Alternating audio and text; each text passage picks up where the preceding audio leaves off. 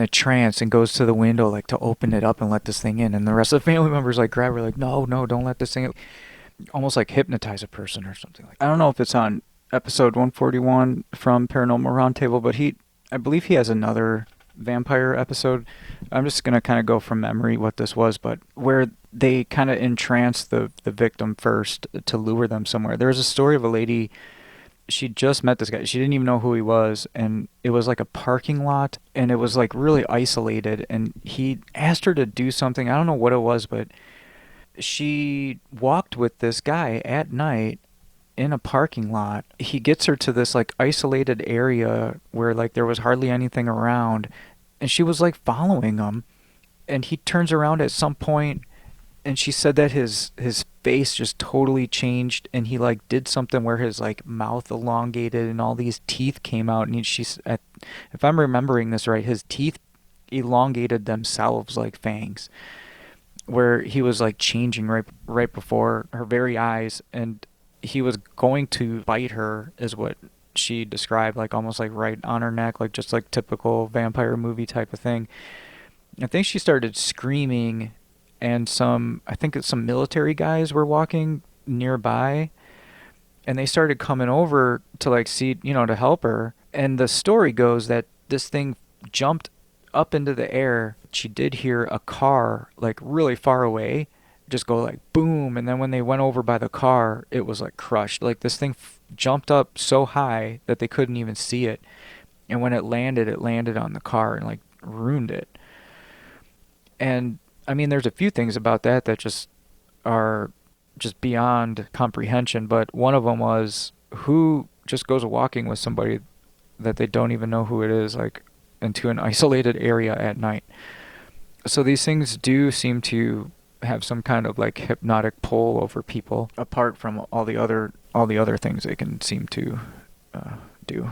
One of the things that this guy brings up, Josh Turner, that runs that podcast, or well, used to. I don't think they do podcasts anymore. But one of the things that he looks for is like consistency in stories that numerous people say that don't know each other. So he was known for collecting stories, and when somebody from another city that doesn't know you, doesn't know anybody, says that somebody like kind of changes their face, they have multiple teeth, they have their mouth elongates, and they have like shape-shifting powers and stuff, and then later on another person that they don't know each other says the same exact thing. So he starts to piece together like there's something true to this, like there's something going on like that. One of my friends, I would point out his channel and stuff, but I texted him and didn't get necessarily like permission to. I don't know. I don't like talking about people without their permission on a show or whatever like this. But he pointed out these really interesting things from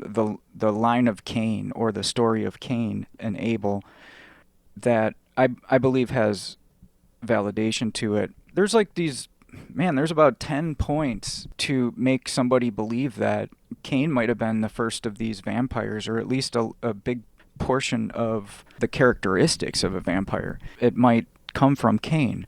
The first thing he brings up is when with the sacrifices and stuff like that Cain and Abel, the whole thing that kicked that off was a sacrifice to God, and God didn't look upon Cain's sacrifice with favor because Cain brought things from the earth.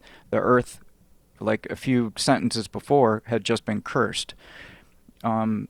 Abel brought livestock, like some kind of lamb or a cow or something to sacrifice to God. So Cain gets angry. Well, when you listen to what God says back to Cain, he's not talking to him like you would talk to a son or a grandson. He's talking to him almost like somebody that's a totally different, like not even human or something, or half human, or like something that's not.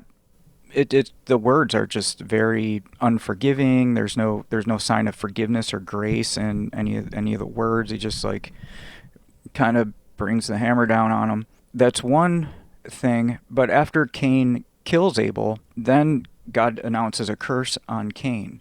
The curse comes in the form of a couple things. One is I don't have the verse right in front of me, but it's something about the food or the plants or tilling the ground like a gardener would isn't going to produce for him. Like nutrition is going to be gone.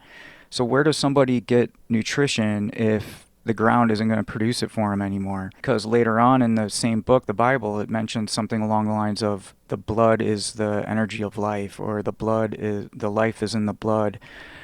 So Cain might have had to become like something like a blood drinker. It's also possible that the next line has something to do with vampires too, because the curse goes along the lines of everything in the curse kind of matches up with vampires.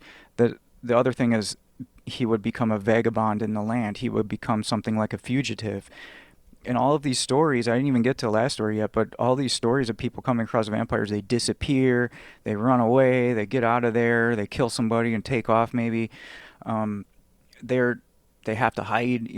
They're like vagabonds, like a fugitive. They can't be seen for very long. They have to get in, get out, do whatever it is they have to do. That's kind of like a fugitive or a vagabond. The other thing is, Cain says, my punishment is too much for me to bear. And God says, well, what Cain says first is, anybody can kill me, which is another question. So it almost brings up the point of, it seems like the book of Genesis reads almost as if they're expecting you to have other text with you, because that makes totally no sense. Like, who is Cain afraid of? So far, it looks like the only thing that was mentioned was his parents and him that are left. So other books have mentioned other things, like there was other people. Some of these books, I don't know what it's called, but it mentions Lilith might have been the mother of Cain, and other books suggest that whatever was in the garden in the first place might have slept with Eve to produce Cain. I don't know. I don't even know what to think about any of this stuff, but all of these things match up. Putting a mark on Cain, so God's answer to that was putting a mark on Cain. That I'd have to look how it's worded, but it seems to like defend him from being killed by anybody.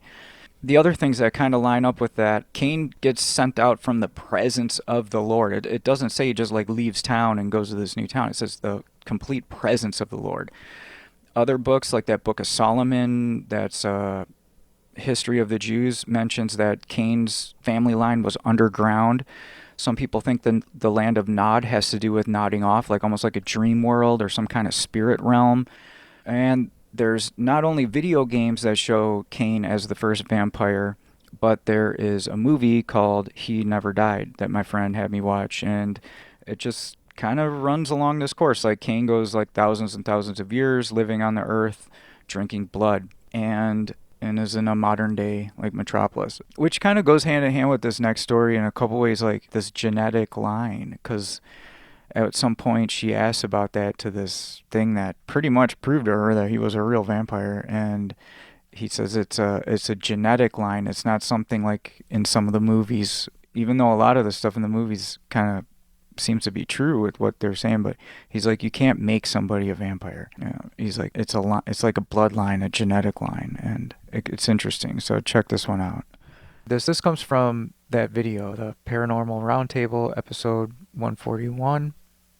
Like, towards the end, this is the story. She claims she's from Nevada. She meets a guy in Reno online. He's telling her he's a vampire. She wants to meet him, and she has like cameras and stuff. What he ends up telling her is that he's part of a vampire clan, that they all live in Reno, Nevada. And they had all these conversations, and it kind of turned into more of a cyber romance. So she goes to meet this guy, and it got weirder than she could have ever imagined, she says. So she's a photographer, so she brings all her photography equipment, and he says, I challenge you to photograph me. She says, okay. He had all these pictures of himself online, but when she meets him, she says he looks different than the pictures, and she said he was actually way better looking in real life than in the pictures. And she is just totally smitten with him. She's like, even though it was a different person or whatever, she was really into this guy, and she ends up going and hanging out with this guy at his apartment like every day. And she tries to video him, and nothing ever comes up, and she's telling him like, oh, it's got to be some trick or something. What are you doing? And he's like, well, try to photograph me. And she keeps doing it. It keeps coming out blurry. And he's telling her you can't do it. So after a couple days of them hanging out, she said that she was like, it was like a whirlwind relationship. She was like, I'm in love with this guy. I would have jumped off a building for him. She's hanging in there. It was like she was hypnotized or something, it sounds like. So this is what he tells her when she's trying to get the story from him. He says his clan is from the south, and he says southeast. And he's trying to kind of make it vague, but she figures out it's New Orleans. And then he ends up telling her there's a whole bunch of us down there in New Orleans. And they come up there because they want to do their own thing. And they had some falling out with some of the leaders. He began to tell her everything about vampires. And she's, oh, well, this is so cool. You can do all these things. And she's like, I want to be one. And he said, you can't become one. It's not something that you can become. It's a bloodline. And so that's what he tells her. He says, I can infect you and make you a slave, but you can't become one of us.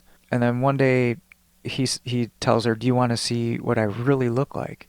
And she was like kind of scared or whatever, but she's like, yeah, so go ahead and show me. He says to look in the mirror, and she looks in the mirror and she sees this like hideous demonic looking creature. She says that she couldn't even imagine it. And she said that you could see like all these lines through it, like through his cheeks, and there were like lines, and you could see the teeth inside of his mouth, and he peeled his bottom lip and top lip back, and all these rows of teeth popped out, and his mouth like elongated, and it came out like a snake. And she started screaming, and then he popped back to his regular form. He goes, have you had enough yet? And then she was just like, she just got out of there. She ran out of there all scared. And she said that when he grabbed her arm to like stop her or whatever, like he was cold. And she said that the whole room got cold, and it was like she could hear like whispering from other rooms. And he ended up telling her one of the things that they have the ability to do is like cloak themselves and become invisible and things like that. And so she thought that there was probably even more of them around, like standing there watching. So she was like terrified. But he like let her go or whatever, and she got to her car, and she said her legs and her arms were shaking. She was trying to put the key into the car, and when she was about to pull, like she finally got the car going, she was about to pull the car out, a female comes out of nowhere and like slams her hands on the windshield, and she was just like screaming into the window and through the window, and she looked at this woman, and the woman's eyes were like sunk back into her head, and she had these weird looking teeth just like him. And she drove out of there and like pretty much ran right through the woman, and the woman didn't even hurt her. She just flew up into the air, like she didn't see where she went, and she drove out of there and never talked to the guy again. But I would love to find out what extra stuff he told her, because that's like definitely not anything. But so that's kind of weird. But so that's another thing. Like the guy says it's like a bloodline thing, and so that might be one of the things that the movies get wrong, Pretty wild stuff, right? So I'd like to thank everybody for checking out the podcast. I'd like to thank my first Patreon, Roxy. You can put the RSS feed into your favorite app that gets you podcasts.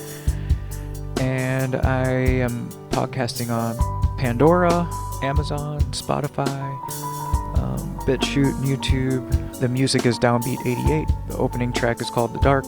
The ending track is called Moment of Peace. And I hope you guys are doing good.